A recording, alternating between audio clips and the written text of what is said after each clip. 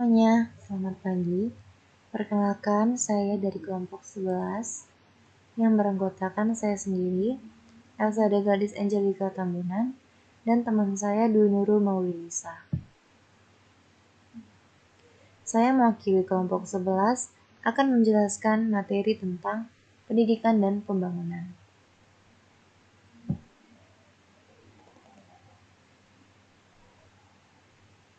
Menurut teman-teman, apa sih pendidikan itu? Kenapa pendidikan itu sangat penting? Jadi, pendidikan adalah proses seseorang untuk mempelajari hal baru dalam ruang lingkup formal, non-formal maupun informal guna menambah pengetahuan, wawasan, dan pengalaman. Pengertian pendidikan yang barusan saja saya sampaikan berpatokan pada beberapa pendapat para ahli tentang pengertian pendidikan itu sendiri. Yang pertama, ada pandangan menurut Plato. Menurut Plato, pendidikan adalah sesuatu yang dapat membantu perkembangan individu dari jasmani dan akal dengan sesuatu yang dapat memungkinkan tercapainya sebuah kesempurnaan.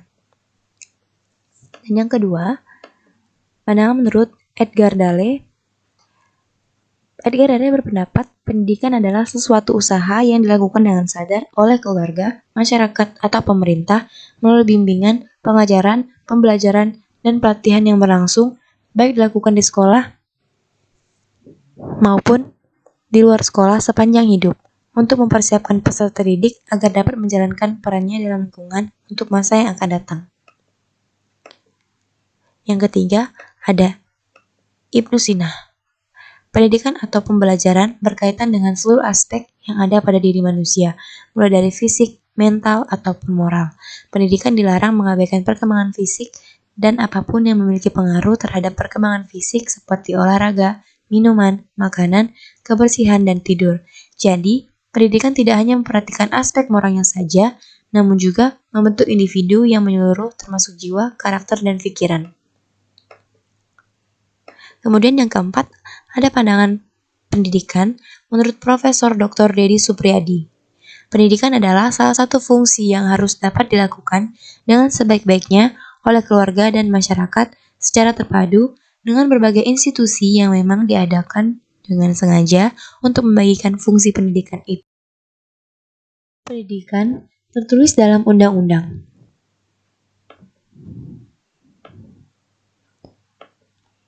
Tujuan pendidikan menurut Undang-Undang Nomor 2 Tahun 1985 adalah untuk mencerdaskan kehidupan bangsa dan mengembangkan manusia yang seutuhnya, yaitu bertakwa terhadap Tuhan Yang Maha Esa, memiliki pengetahuan, sehat jasmani dan rohani, memiliki budi pekerti luhur, mandiri, kepribadian yang mantap, dan bertanggung jawab terhadap bangsa.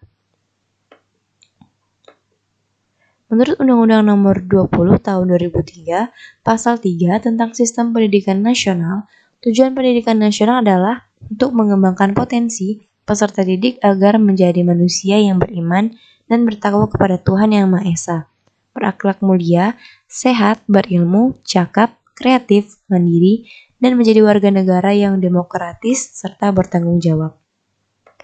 Kemudian yang ketiga, sesuai dengan MPRS nomor 2 tahun 1960, tujuan pendidikan adalah untuk membentuk manusia yang memiliki jiwa Pancasilais sejati berdasarkan ketentuan-ketentuan yang dikehendaki oleh pembukaan Undang-Undang Dasar 1945 dan isi Undang-Undang Dasar 1945. Selanjutnya, kita akan membahas tentang pengertian pembangunan.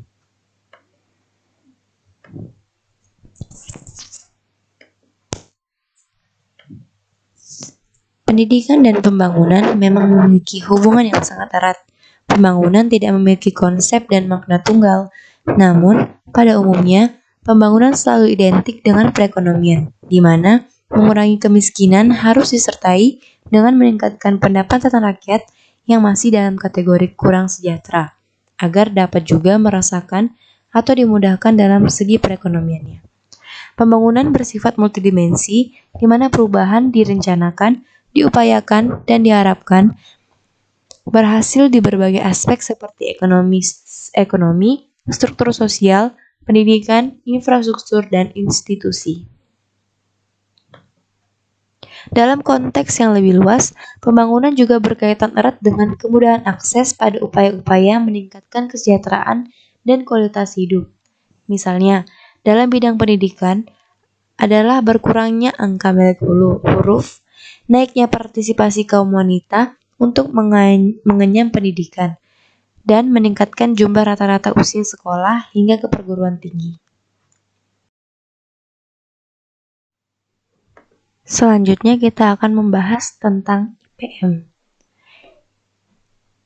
IPM merupakan alat untuk mengetahui tingkat kesejahteraan atau tingkat capaian pembangunan.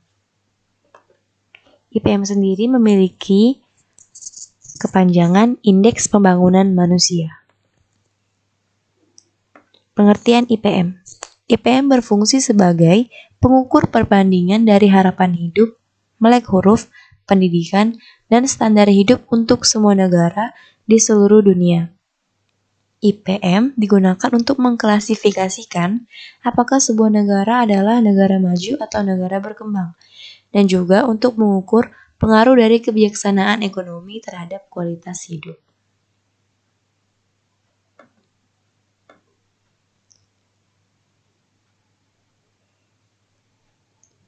IPM memiliki 3 dimensi yang digunakan sebagai dasar perhitungannya, yaitu 1. Umur panjang dan hidup sehat yang diukur dengan angka harapan hidup dan kelahiran. 2. Pengetahuan yang dihitung dari angka harapan sekolah dan angka rata-rata lama sekolah. Yang ketiga, standar hidup layak yang dihitung dari produk domestik bruto atau yang disingkat PBD, yaitu keseimbangan kemampuan berbelanja per kapita. Kita akan membahas keterkaitan antara globalisasi dan pendidikan pembangunan. Kira-kira apa ya?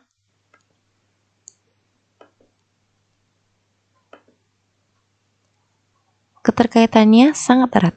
Setelah individu mendapatkan ilmu beserta wawasan yang kemudian menjadikan individu tersebut layak terjun ke dunia pembangunan, dalam proses atau ruang lingkup pembangunan tidak terlepas dari arus globalisasi yang kian semakin meluas.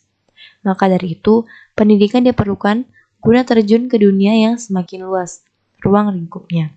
Hal tersebut sangat berkaitan dengan bagaimana seseorang individu menyelesaikan sebuah problem dalam ruang lingkup luas atau dapat disebut ruang lingkup globalisasi. Pengertian globalisasi. Globalisasi ialah suatu proses antar individu, antar kelompok, dan antar negara yang saling berinteraksi, bergantung, terkait, dan mempengaruhi satu sama lain, melintas batas negara.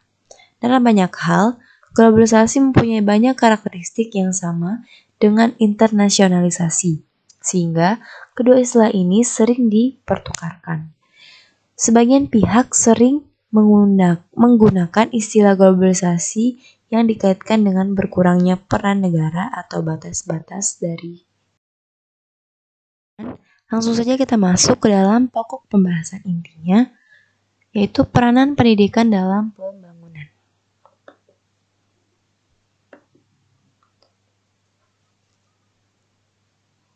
Pendidikan sangat erat kaitannya dengan pembangunan. Pendidikan merupakan usaha untuk diri manusia dan agar mampu menghasilkan SDM yang menunjang pembangunan. Sedangkan pembangunan merupakan usaha dari diri manusia yang dapat menunjang pendidikan. Atau bisa disebut pembinaan, penyelidikan, saran, dan seterusnya. Pendidikan menduduki posisi sentral dalam pembangunan karena sasarannya adalah peningkatan kualitas sumber daya manusia. Peranan pendidikan sangat berpengaruh dalam pembangunan suatu negara karena negara yang maju sudah pasti memiliki mutu pendidikan yang sangat baik di negaranya. Karena jika negara mempunyai generasi penerus yang cerdas, pasti para penerus akan memperbaiki pembangunan terhadap negaranya. Pendidikan sangatlah penting untuk menentukan kedudukan suatu bangsa, ilmu pengetahuan teknologi dari suatu negara. Dengan peranan pendidikan dalam pembangunan nasional, muncul dua paradigma yang menjadi kiblat bagi pengambilan kebijakan dalam pengembangan kebijakan pendidikan, yaitu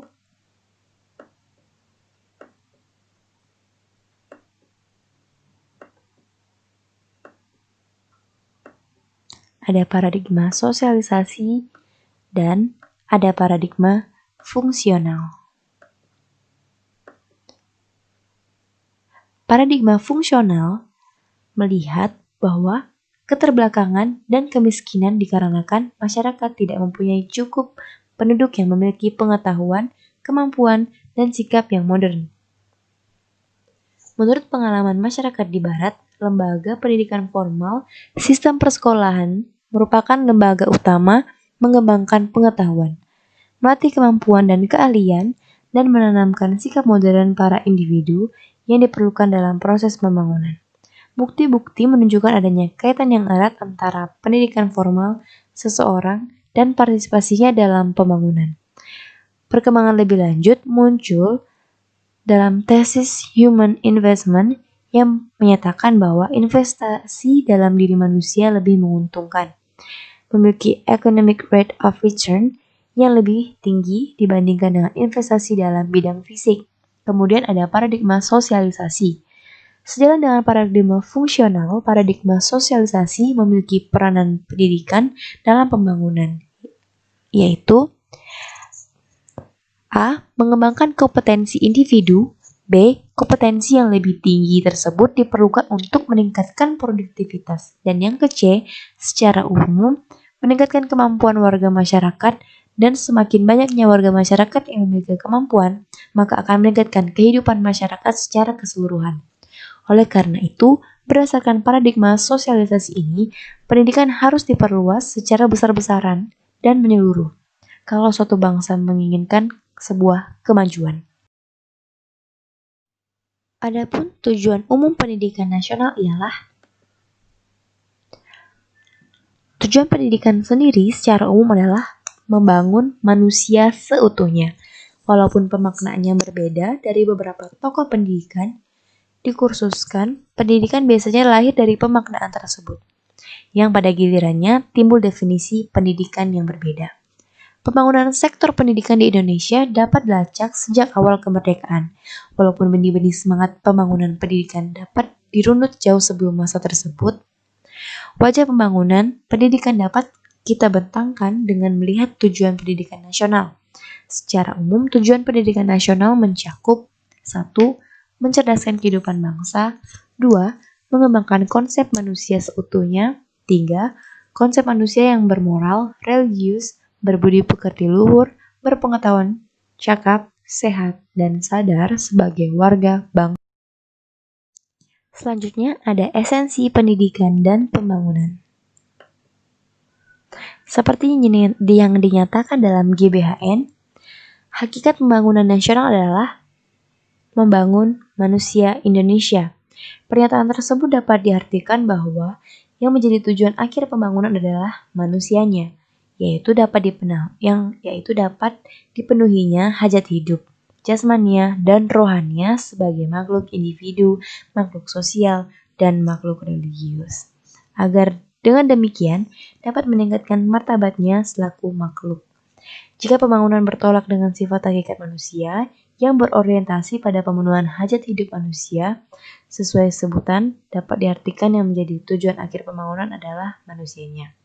Maka jika hal tersebut bertolak belakang dengan sifat hakikat manusia, maka hal tersebut tidak akan berjalan dengan baik.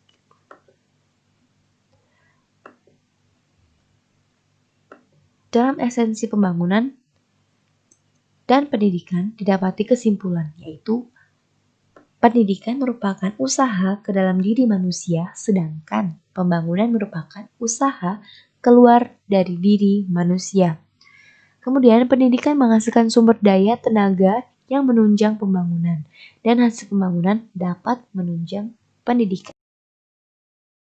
Dan terhadap pembangunan dapat dilihat dari beberapa segi. Yang pertama ada segi sasaran pendidikan, segi lingkungan, segi jenjang pendidikan, dan segi pembinaan kerja atau sektor kehidupan.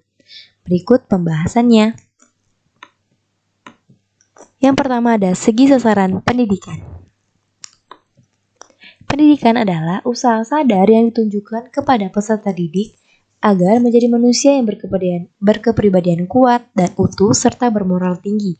Jadi, tujuan citra manusia pendidikan adalah terwujudnya citra manusia yang dapat menjadi sumber daya pembangunan yang manusiawi. Yang kedua, ada dari segi lingkungan pendidikan. Klasifikasi ini menunjukkan peran pendidikan dalam berbagai lingkungan atau sistem. Yang pertama, ada dari lingkungan keluarga, atau yang biasa disebut dengan pendidikan informal. Keluarga sebagai alam pendidikan, atau bisa disebut lembaga pertama yang mengenalkan lingkungan kepada individu atau anak. Dalam keluarga, biasanya memberikan kebiasaan baik atau habit formation tentang hal-hal yang berhubungan dengan kecekatan, kesopanan, dan moral. Di samping itu ditanamkan pula keyakinan yang penting dan bersifat religius. Maka itu, pembentukan kebiasaan yang demikian ini menunjukkan bahwa peran keluarga itu sangat penting. Yang kedua ada lingkungan sekolah atau yang biasa disebut dengan pendidikan formal. Sekolah memegang peran penting dalam pendidikan karena pengaruhnya sangat besar kepada jiwa anak atau jiwa individu. Sekolah mempunyai fungsi sebagai pusat pendidik untuk membentuk pribadi anak.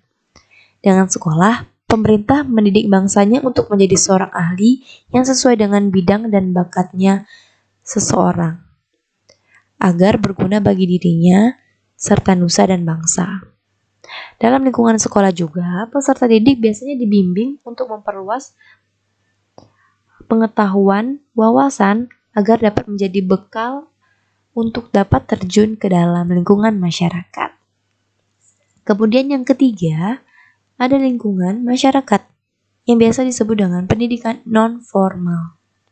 Dalam lingkungan masyarakat, peserta didik mendapatkan bekal praktis untuk berbagai jenis pekerjaan melalui kehidupannya di dalam masyarakat, seperti norma-norma sosial budaya dan aktivitas kelompok sosial yang ada di lingkungan sekitar individu atau biasanya disebut dengan lingkungan masyarakat.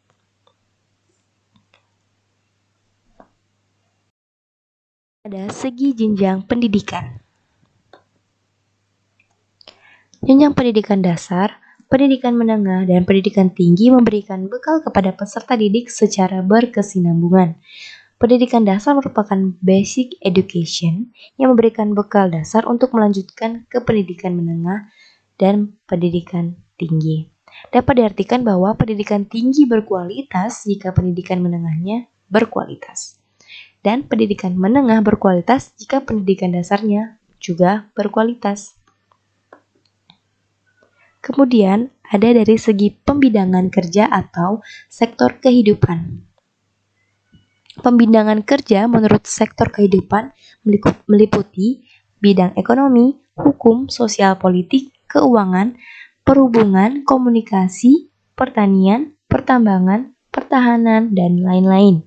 Pembangunan sektor kehidupan tersebut dapat diartikan sebagai aktivitas pembinaan, pengembangan, dan pengisian bidang-bidang kerja. Hal tersebut agar dapat memenuhi hajat hidup warga negara. Pembinaan dan pengembangan bidang-bidang tersebut hanya mungkin dikerjakan oleh orang-orang yang memiliki kemampuan seperti yang dibutuhkan. Orang-orang yang dimaksud hanya tersedia jika mendapatkan pendidikan terlebih pada pembangunan sebagai berikut. A. Pendidikan menyiapkan manusia sebagai sumber daya pembangunan. Kemudian manusia selaku sumber daya pembangunan membangun lingkungannya. B. Manusia menjadi kunci pembangunan itu sendiri. Kesuksesan pembangunan sangat tergantung pada manusianya. C. Pendidikan memegang peran penting karena pendidikanlah yang menciptakan manusia, yang menciptakan pembangunan itu sendiri. Bahas tentang pembangunan sistem pendidikan nasional. Sistem pendidikan perlu dibangun agar dapat memenuhi kebutuhan manusia. Manusia cenderung berupaya untuk mendekatkan dirinya pada kesempurnaan, sehingga perlu dilakukan banyak perbaikan, termasuk dalam lingkup sistem pendidikan. Persoalan pendidikan dapat dilihat sebagai persoalan nasional karena pendidikan berhubungan dengan masa depan sebuah bangsa. Dan untuk menyongsong suasana hidup yang makmur dan maju, maka diperlukan sistem pendidikan yang dinamis dan fleksibel. Jika tidak, maka pendidikan sebagai an agent of social change atau agen perubahan sosial tidak berfungsi sebagaimana mestinya. Strukturnya, kurikulumnya, pengelolaannya, tenaga pendidiknya, mau tidak mau harus disesuaikan dengan kondisi yang ada. Sistem pendidikan meliputi banyak aspek yang satu sama lain bertalian erat, yaitu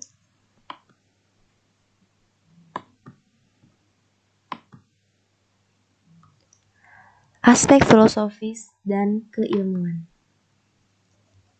Aspek filosofis berupa penggarapan tujuan nasional pendidikan, rumusan tujuan nasional yang tentunya memberikan peluang bagi pengembangan sifat hakikat manusia yang bersifat kodrati, yang berarti pula bersifat wajar. Bagi kita, pengembangan sikap kodrati manusia itu paralel dengan jiwa Pancasila.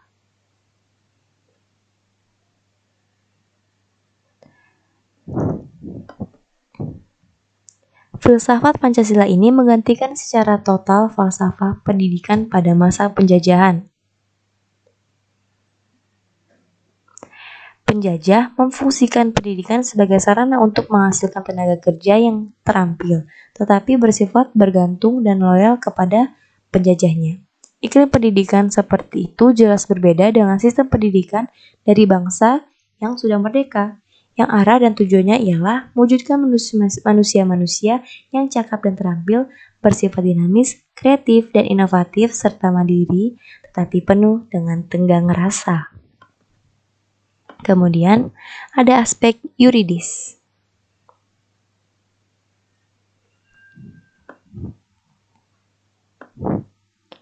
Undang-Undang Dasar 1945 sebagai landasan hukum pendidikan sifatnya relatif, tetapi relatif tetap, karena hukum Undang-Undang Dasar 1945 isinya ringkas sehingga sifatnya lugas. Kemajuan zaman menimbulkan kebutuhan baru, khususnya kebutuhan akan penyempurnaan sistem pendidikan yang sesuai dengan tuntutan-tuntutan kebutuhan baru tersebut. Jelasnya, sistem pendidikan perlu disempurnakan, dan tugas ini hanya dapat dilakukan dengan mendasarkan diri pada undang-undang pendidikan.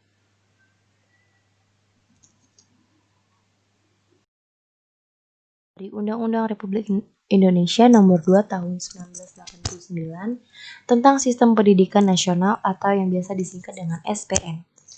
A. Isi Undang-Undang Republik Indonesia Nomor 2 Tahun 1989 tentang Sistem Pendidikan Nasional lebih komprehensif, dalam arti bahwa Undang-Undang Nomor 2 Tahun 1989 ini mencakup semua jalur, jenis, dan jenjang pendidikan. Konsep yang komprehensif ini sejalan dengan esensi pendidikan yang pada hakikatnya berupa proses berkesinambungan yang dimulai dari masa balita hingga masa manula dan yang berlangsung di mana saja dan kapan saja.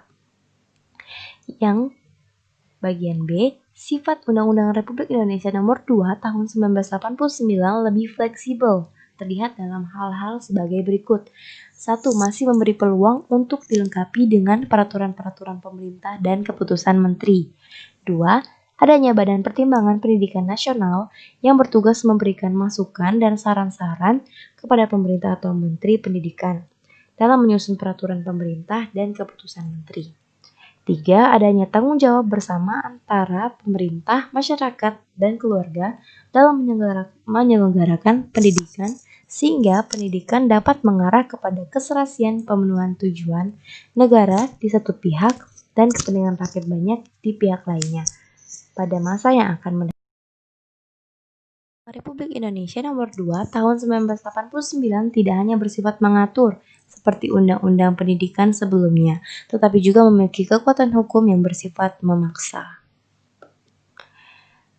Kemudian poin yang D, Undang-Undang Nomor 2 Tahun 1989 lebih memperhatikan prospek ke masa depan. Undang-Undang Nomor 2 Tahun 1989 tentang Sistem Pendidikan Nasional bersikap terbuka dalam mengantisipasi perkembangan masa depan yang diungkapkan dalam hal-hal berikut. Yang pertama, adanya tenaga pendidik yang beraneka ragam di samping guru. 2. Adanya keharusan bagi setiap satuan pendidikan untuk menyediakan dan memanfaatkan sumber belajar. Yang ketiga, adanya pernyataan bahwa kurikulum harus menggunakan pendekatan kompetensi atau competency-based curriculum dan memberikan tempat pada pengembangan sains dan teknologi sejak mulai dari sekolah. Ada aspek struktur. Aspek struktur pembangunan sistem pendidikan berperan pada upaya pembenahan struktur pendidikan yang mencakup jenjang dan jenis pendidikan, lama waktu belajar dari jenjang yang satu ke jenjang yang lainnya, sebagai akibat dari perkembangan sosial, budaya, dan politik. Kemudian ada aspek kurikulum. Kurikulum merupakan sarana mencapai tujuan. Jika tujuan kurikulum berubah, maka kurikulum berubah pula. Perubahan dimaksud mungkin mengenai materinya, orientasinya, pendekatan, ataupun metodenya. Perlunya sistem pendidikan itu disempurnakan, khususnya dari segi kurikulum, dan kurikulum dalam sistem pendidikan di Indonesia pun telah mengalami banyak penyempurnaan demi penyempurnaan. Kita pada kesimpulan dari keseluruhan materi yang telah saya bahas.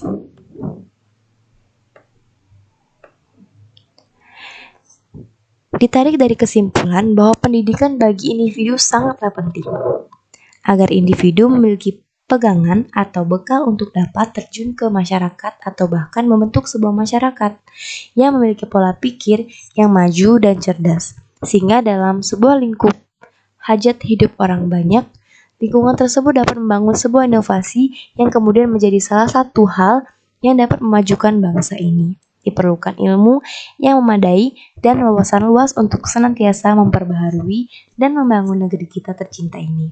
Maka dari itu, pendidikan dan pembangunan memiliki keterkaitan erat yang saling bertimbal balik. Sekian pembahasan dari saya dalam mewakili kelompok 11. Semoga materi ini bermanfaat bagi kita semua sebagai penerus bangsa. Sekian dan terima kasih.